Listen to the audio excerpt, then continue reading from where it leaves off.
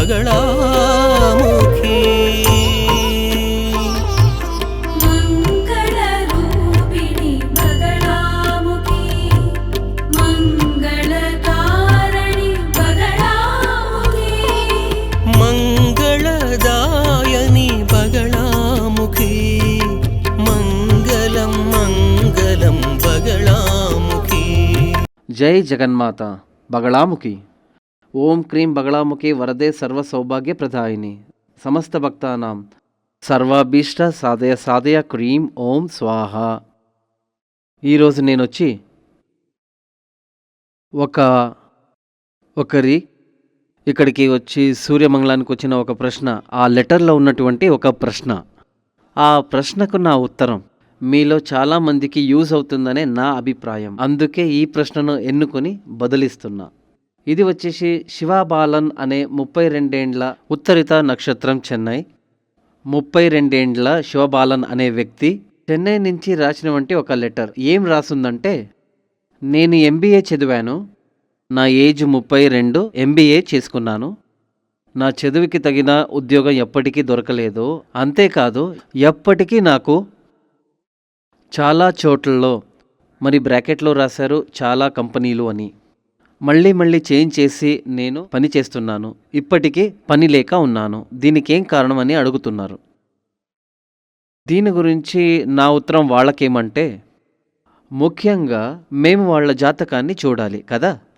ఇప్పుడు మీకే ఇలాంటి ఒక క్వశ్చన్ ఉంటే, అప్పుడు ఒక మనిషికి, ఓ వ్యక్తి కోసం వాళ్ళ ఇంతకు ముందే నేను చెప్పినట్టు వాళ్ళ ఎడ్యుకేషన్కి తగిన పని వాళ్ళకి దొరక్కపోతే, వాళ్ళు చదివిన చదువు వాళ్ళకి యూజ్ కాకుండా పోతే, దానికి కారణం ఏమై ఉంటుంది? వాళ్ళ 2వ స్థానంలో, అది వచ్చి విద్యాస్థానంలో పాపగ్రహాలు ఉంటాయి. ముఖ్యంగా సూర్య, శని, రాహు. ఇందులోని ఏదైనా ఒక గ్రహం అక్కడ ఉండడం వల్ల, కాకపోతే ఆ గ్రహాన్ని చూపు ఎటువైపు ఉంటుందో అది పవర్ఫుల్గానే ఉంటుంది. ఇలాంటప్పుడు మీరు ఎంత చదివినా కానీ అది యూజ్ అవ్వదు. ఇంకొకటి ఏమంటే, ఈ శివబాలన్ జాతకంలో 10వ స్థానంలో రాహు ఉన్నాడు. అదే సమస్య.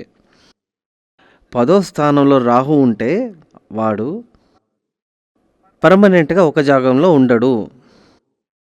మీరు ఇప్పుడు మార్కెటింగ్ అని చెప్తారు కదా, పెద్ద పెద్ద కంపెనీలలో, షాపుల్లో మార్కెటింగ్ ఉద్యోగాలను చేసే చాలామంది ఉన్నారు. మీ జాతకాన్ని తీసి చూసినప్పుడు 10వ స్థానంలో రాహు ఉంటాడు, లేకపోతే రాహు దర్శనం ఉంటుంది. 10వ స్థానంలో ఉండే గ్రహానికంటే రాహు చాలా పవర్ఫుల్గా ఉంటాడు. ఎప్పటికీ ఒక రాశిలో ఉన్న గ్రహాల్ని చూసి ఫలం చెప్పకూడదు. రాశిలో ఉన్నటువంటి గ్రహం అది ఎక్కడుంది, ఏ దిక్కులో ఉంది, రాశిలో ఉన్నటువంటి గ్రహాల ఈ మూడింటిని క్యాల్కులేట్ చేసి ఏది పవర్ఫుల్ అని చెప్పాలి. ఇక్కడ శివబాలన్ జాతకంలో 10వ స్థానంలో ఉన్న రాహు పవర్ఫుల్గా ఉన్నాడు. అలాంటప్పుడే ఇతనికి పర్మనెంట్గా ఉండే ఉద్యోగం దొరకదు, ఎప్పటికీ దొరకదు. 10వ స్థానంలో ఎవరికి రాహు ఉంటాడో వాళ్ళంతా ఇలా ఊరు సుత్తుతూనే ఉంటారు, పరిగెడుతూ ఉంటారు. ఎగ్జాంపుల్, ఇలా మార్కెటింగ్ ఉద్యోగం చెప్పొచ్చు. మార్కెటింగ్ లైన్లోనే వాళ్ళు పని చేయొచ్చు. ఇది 2వ స్థానంలో రాహు ఉంటే ఎప్పటికీ ఉద్యోగానికి సంబంధించిన ఒక విషయాన్ని చూస్తున్నప్పుడు, కర్మస్థానం, కర్మం అంటే ఉద్యోగం అనే అర్థం. మీరు బ్రాహ్మణులు కొంతమంది కర్మం అంటే అశుభమని భావిస్తారు. అది కాదు. కర్మం అంటే జ్యోతిష్యంలో ఉద్యోగం అని అర్థం. అప్పుడు కర్మస్థానంలో రాహు ఉంటే మాత్రం కాదు, 2వ స్థానంలో ఉన్నా కూడా అలాగే ఉంటుంది. కర్మం, ధనం. కర్మం నుంచే నీకు ధనం ప్రాప్తిస్తుంది. ధనం సంపాదించడానికి కర్మం చేయడం, ఇవి రెండు ఒకే నాణ్యానికి ఉన్న 2 ముఖాలు. కర్మస్థానం, ధనస్థానం. కొంతమంది చదివిన తర్వాత మీకే కానీ మీ కుటుంబస్తులకే కానీ మీరు చదివిన చదువు యూజ్ కాకపోవచ్చు. మీరు చేస్తున్న పని, మీరు చదివిన చదువు 2 వేరువేరుగా ఉంటుంది. దానికి కారణం ఏమంటే, కర్మస్థాన, ధనస్థాన ఈ రెండిట్లో మీకు ఏ గ్రహం పవర్ఫుల్గా ఉంటుందో అదే మీకు యూజ్ అవుతుంది. అదేమంటే, ఒకరికి ధనస్థానంలో ఉండే గ్రహాలు పవర్ఫుల్గా ఉంటే కర్మస్థానంలో ఉండే గ్రహం దానికంటే తక్కువగా పవర్ ఉన్నతో అది వర్కౌట్ అవ్వదు. మీకు ఆదాయం తగ్గిపోతుంది. ఎప్పటికీ మీ జాతకంలో ఉన్న పవర్ఫుల్గా ఉండే గ్రహాల ఫలితాలే మీకు అందుతుంది. అలాగే మీ పిల్లలకి చదివించాలంటే ఇప్పుడు మీరు ఎందుకు చదివిస్తారు? 99% జనాలు ఏం చెప్తారంటే పురాతన కాలం నుంచి సంస్కారం కోసం, సంస్కార వృద్ధి కోసం. ఇప్పుడంతా అలా ఎవరూ చెప్పరు, అందరూ పని కోసం అంతే. మళ్ళీ మంచి పని దొరకాలంటే మీ యాంబిషన్ వల్ల వాళ్ళని చదివించేదో లేదా పిల్లల యాంబిషన్ గురించి వాళ్ళని చదివించేదో అలా ఉండకూడదు. ఎప్పటికీ కర్మస్థానం, ధనస్థానం, యావ స్థానంలో ఉండే గ్రహాలు మనకు ధన భాగ్యం ఇస్తుందో ఆ గ్రహాల ప్రకారంగా బేస్ చేసి అలా చదివితే యూజ్ అవుతుంది. లేకపోతే చదివేది అది ఒక డిగ్రీ సర్టిఫికేట్ మాత్రమే అయి ఉంటుంది, ఏ ప్రయోజనం లేదు. ఇక్కడ శివబాలన్ జాతకంలో అతను ఎంబీఏ చేశాడు, కానీ ఆ ఎంబీఏ ఇక్కడ ధనస్థానానికి సంబంధం లేదు. అది మాత్రం కాదు, కర్మస్థానంలో ధనస్థానంలో పాపగ్రహం ఉండడం వల్ల పర్మనెంట్గానే అతనికి ఉద్యోగ యోగం లేదు. పర్మనెంట్గా ఇన్కమ్ రాని యోగం ఉండడం వల్ల అతను మళ్ళీ మళ్ళీ జాబ్ చేంజ్ చేస్తున్నాడు. కర్మస్థానంలో రాహు ఉండడం వల్ల మళ్ళీ బ్రేక్ అయ్యే ఛాన్సెస్ ఉంది. ఆయన పరిగెడుతూనే చేసే పని దొరుకుతుందే వినహ మళ్ళీ బ్రేక్ అయ్యే ఛాన్సెస్ లేదు. కానీ ఇక్కడ రెండో స్థానంలో కేతు ఉన్నాడు, ఒడిదుడుకులు వస్తూనే ఉంటాయి. 6 నెలలు పని చేస్తే మళ్ళీ ఇంకో 9 నెలలు ఇంట్లో కూర్చుంటాడు, మళ్ళీ ఇంకో పని దొరుకుతుంది. కొంతకాలం పని చేస్తాడు, ఏదో ప్రాబ్లం వస్తుంది, వదిలేస్తాడు. ఇలాంటప్పుడు నాతో జనాలు ఏం చెప్తారంటే, ఎవరికి నేను నచ్చడం లేదు, నేను పనిచేసే జాగంలో చాలా ఎనిమీస్ ఉన్నారు, శత్రు సంహారం చేయాలని చెప్తారు. అప్పుడు నేను చెప్తాను, ప్రాబ్లం వాళ్ళని లేదు, మీ జాతకంలో ప్రాబ్లం ఉంది. ఆ దోషాలన్నిటినీ మీరు పరిహరించాలి.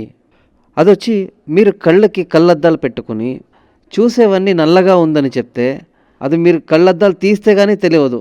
అదేవిధంగా చాలామంది అలాగనే మా జాతకంలో ఏం దోషం ఉందో అదేమని కనిపెట్టకుండా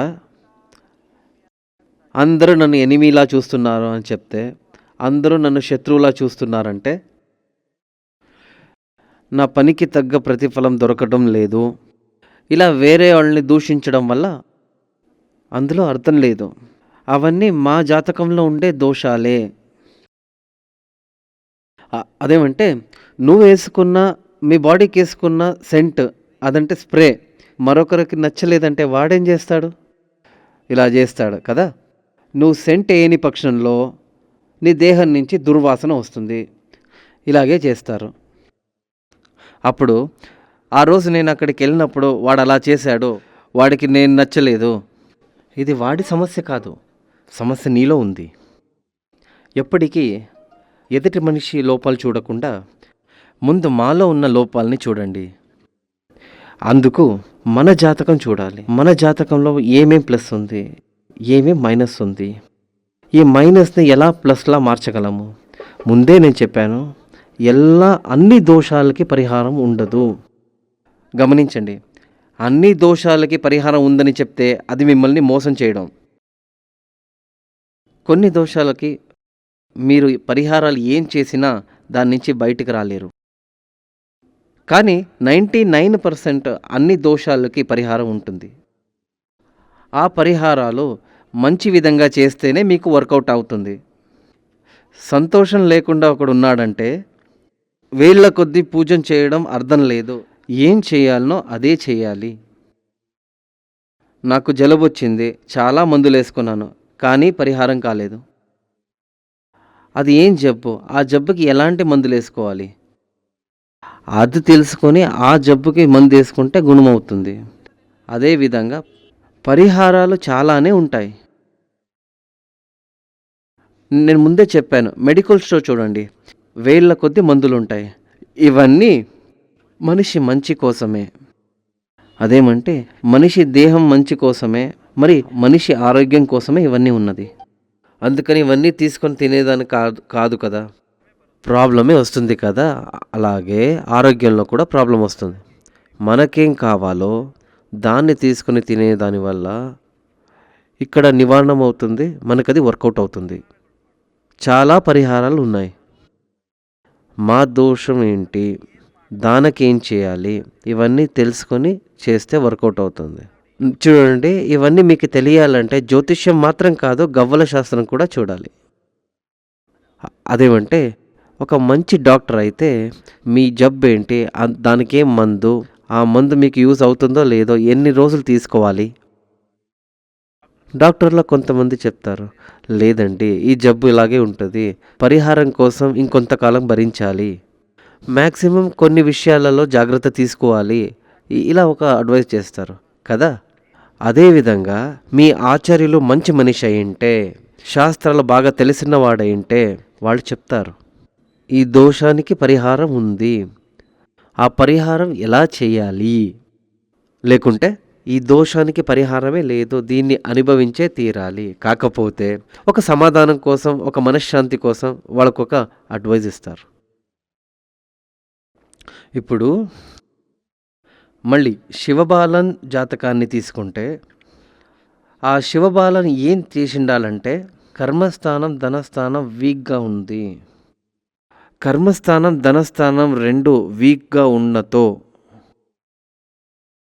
కర్మబలంలో పురోగతి లేని వలన చేసే పనిలో కూడా పురోగతి ఉండదు. ధనస్థానం వీక్గా ఉండడం వల్ల ఫినాన్షియల్ స్టెబిలిటీ ఉండదు. అంటే ఒక ధనం వచ్చిన ప్రయోజనం లేకపోవడం అని అర్థం. కానీ ఇవి అన్నీ ఉంది, ఫినాన్షియల్ స్టెబిలిటీ ఉంది, కెరియర్ వైజ్ గ్రోత్ అన్నీ ఉంది, ఇక్కడ ఉద్యోగం వరమానం అన్నీ బాగుంది. కానీ ఇవన్నీ అనుభవించలేని పరిస్థితులు. అన్నీ ఉంటాయి కానీ ఆ సుఖభోగాలను అనుభవించే యోగం లేదు. ఒకటి టైం లేదు, లేదా అతని దేహం వీక్గా ఉండడం, ఆరోగ్యం క్షీణించడం, మనశ్శాంతి లేకపోవడం, అన్ని సుఖభోగాలు ఉన్నా కానీ దాన్ని అనుభవించలేని కొన్ని గ్రహయోగాలు ఉంటాయి. అది కర్మస్థానం సరిగ్గా ఉంటే ధనభాగ్యయోగం ప్రాప్తిస్తుంది, ఉద్యోగం దృఢంగా ఉంటుంది. ధనస్థానం సరిగ్గా ఉంటే సరిగ్గా ఉన్నటువంటి ఆ బిజినెస్కి తగిన వరమానం వస్తుంది. ఈ యోగాలన్నిటినీ అనుభవించాలంటే భాగ్యస్థానం శుభంగా ఉండాలి. శివబాలంలో సమస్య ఏంటంటే, కెరియర్ వైజ్ ఒక స్టెబిలిటీ రావాలంటే, దానికి అభివృద్ధి కావాలి, స్థిరంగా కావాలంటే దానికోసం అతను అశ్వరూఢ హోమం చేయాలి.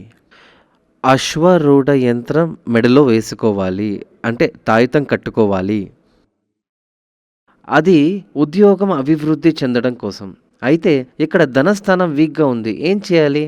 ఒక బావి నుంచి నీళ్లు తోడి తోడి తోడి మట్టి కుండలో వేస్తాం. కుండకు బొక్కుంటే, ఒక మట్టి కుండకు బొక్కుంటే ఏమవుతుంది? నీరు కారిపోతూ ఉంటుంది. ఏం చేయాలి? ఆ కుండకున్న బొక్కని సరిగ్గా సరిచేయాలి. ధనస్థానం వీక్గా ఉండడం వల్ల ధనవర్షం చేయాలి. అప్పుడు ఉద్యోగపరంగా అభివృద్ధి చెందాలంటే అశ్వారూఢ యంత్రం, అశ్వారూఢ హోమం. ఫైనాన్షియల్ స్టెబిలిటీ కోసం డబ్బులు రావాలి, రుణం లేకుండా డబ్బు స్థిరంగా ఉండాలంటే దానికోసం ధనవర్ష హోమం చేయాలి. ధనవర్ష యంత్రం చేసి ఇంటిలో పెట్టి పూజించాలి. ఇంకా ఇవి రెండు ఉంటే చాలదు, మనం దాన్ని అనుభవించాలి. అందులో ఆ యోగాలు ఉండాలి. అందుకు భాగ్య సూక్త హోమం చేయాలి. భాగ్యసూత్ర యంత్రాన్ని ఇంట్లో పెట్టి పూజించాలి. భాగ్యసూత్రం మంత్రం ప్రతిరోజు జపం చేయడం విశేషం. ఇవి మూడు చేస్తే శివబాలన్ చదివిన MBA అతనికి యూజ్ అవుతుంది. లేకపోతే ఏమవుతుంది? సర్టిఫికేట్లో MBA ఉంటుంది కానీ శివబాలన్కి యూజ్ అవ్వదు. శివబాలన్ జాతకంలో గురు శుభస్థానంలో ఉండి దక్షిణం వైపు చూపు చూడడం వల్ల ఈ పరిహారాలను ఇచ్చాను. ఒకరి జాతకం ప్రకారం ఇంతకు ముందే చెప్పినట్టు దోషాలన్నీ ఉండి గురు శుభస్థానంలో లేకపోతే ఇలాంటి 1000 యంత్రాలు చేసినా వర్కౌట్ అవ్వదు. గుడ్డోడికి కళ్ళద్దాలు పెడితే కనపడుతుందా? కనపడదు కదా. ముందే మన కళ్ళకి కొంచెం చూపులుండి అందులో లోపం ఉంటే కళ్ళద్దాలు పెడితే వర్కౌట్ అవుతుంది. అందుకని ఒక గుడ్డివాడిని కళ్ళే కనిపించని పుట్టుకతోనే గుడ్డివాడు, అతనికి అద్దాలు పెడితే అది యూజ్లెస్ కదా. చెప్పినవన్నీ మీ అందరికీ అర్థమైందని భావిస్తూ జై జగన్మాత దేవి బగళాముఖి సమస్త భక్తాన సర్వాభీష్టం సాధ్య క్రీం ఓం స్వాహ. శ్రీ సూర్యమంగళం అద్వైత వేద విద్యాపీఠంలో తాంత్రిక పూజల్లో సిద్ధహస్తులైన ఎందరో ఆచార్యులు అమావాస్య, పౌర్ణమి రోజుల్లో ప్రత్యేక యాగాలు నిర్వహిస్తారు. ఈ యాగాల్లో పాల్గొనడం ద్వారా తల్లి శ్రీ బగళాముఖీదేవి అనుగ్రహం వల్ల సర్వదోషాలూ పోయి సకల సౌభాగ్యాలు మనకు కలుగుతాయి. శ్రీ సూర్యమంగళం అద్వైత వేద విద్యాపీఠం జ్యోతిష్యం, ప్రశ్నలు, వాస్తు, తాంత్రిక పూజలు మరియు వేదయాగాలు నిర్వహిస్తారు. సంప్రదించవలసిన నంబర్ 7305442299 7305442299. చెన్నై, కోయంబత్తూర్, బెంగళూరు, హైదరాబాద్, విజయవాడ, ఢిల్లీ, ముంబై, తిరునల్వేలి, టెక్సాస్.